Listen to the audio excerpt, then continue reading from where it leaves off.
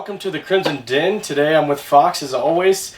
Fox, tell us what we got here. We got something super awesome. Yeah, so so last year around the same time I had did a Stan Lee commemorative piece. Only I did it with a lot of the X-Men characters and added a couple other characters into it as well. I think it was Wolverine, it was Professor X, Storm, Magneto, Green Goblin, and Spider-Man. Mm-hmm. And we did something different with the frame on that as well, where we stained it and engraved it with Stan Lee's. He had just passed away, I think, right around that same time.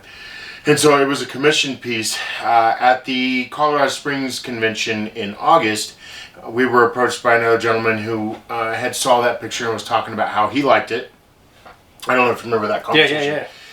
And I had told him I wanted to do another one with a bunch of the Spider-Man in it. Kind of like a Spiderverse scenario. Granted, the only character that I think Stan Lee ever created was the original Spider-Man. Right. It kind of went from there. The gentleman was really excited about it and decided he wanted to go with it. And I got an opportunity last week to start on it. And so if you go to the facebook.com/Crimson Fox Studios, you can see the progression stuff on there. You can also go to the webpage at crimsonfoxstudios.com. And we started from my right to the left. It was the Spider-Man 2099, Mm-hmm. the original Spider-Man, Spider-Ham, the Iron Spider. So the gentleman said he liked the original Iron Spider from the comic books, not the movie. Oh, okay. So that's why we did this one. Originally it was going to be the armored suited Spider-Man. Instead, I convinced him to change it to the stealth suit Spider-Man because green's my favorite color, and so I was really excited to do that one. And then the black suited Spider-Man. It was really interesting because I had to go through. The only image that he said he absolutely wanted was the one in the middle, Okay. which would have been the Iron Spider. Right. So I made that kind of the centerpiece along with Stan there in the front. Yeah. And I kind of went through and chose different images that I thought made more sense to go along with the image itself, along with the spider webs, and then Stan down there at the bottom, writing his stories.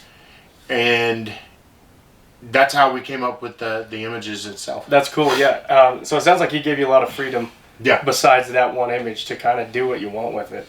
And it's fun when people do that because I have a lot of thought process, but yeah. What I always do is I make sure that what the images that I'm wanting to use is okay with the person that's doing it, unless they do give me complete reign. Yeah, well, there's a lot going on in this piece, but it doesn't distract from everything. I think you mixed it in nice. Talk about the frame. What do we do with the frame? Yeah, so sometime back I did a Hulk piece. Okay. I want to say it was in June.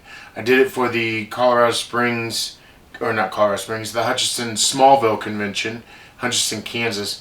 And I did a Hulk face, and so my sister custom did the frame where she took a bunch of comic books and wrapped it around the frame itself, and it looked really awesome how she did it. I wanted to try to mimic kind of the same concept. I'm still getting ready to finish the bottom layer. As you can see, there's nothing there. Yeah. But so my hope is to take a bunch of panels from the comic book and then put them on there and then Mod Podge it and get it together. That's cool, yeah. So how do you get the comic book on there? So what I'll do is I'll find an image that I think will be interesting. Even some of them, so like over here I've got one that has Uncle Ben holding the Spider-Man as Spider-Man is dying. So it was an interesting reverse. Since it's usually the other way around. Yeah. And then there's some things that I look for. So like up here in the front, I've got, you guys will be able to see it soon, but it's a picture of Spider-Man's face, which I made it centered to. Oh, okay. And then some of them are just words that I thought were really important to the Spider-Man universe. Cool. So, I mean, you put a lot of thought into it. It's not just like you pick the first 3 pages and then went. And yeah, you can tell you put a lot of work into this.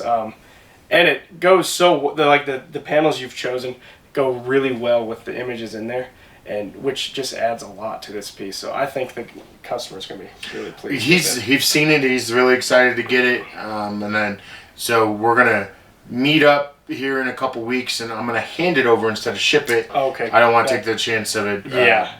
nothing's broken yet during shipping, but if I can get it handed over in person, I like to do that first. That's cool. So what does a piece like this run with all these characters? So do you charge per character, or is it just kind so of that's size? something that we had discussed a long time ago. My prices have recently slightly increased due to the amount of time that I've been putting into everything. Right. So this one runs, if I was going to do another one like this, it starts at $200, and then after about the third character, I start charging about $10 extra per character. Yeah. It's one thing when the characters are part of the same panel, so I can paint it all at once.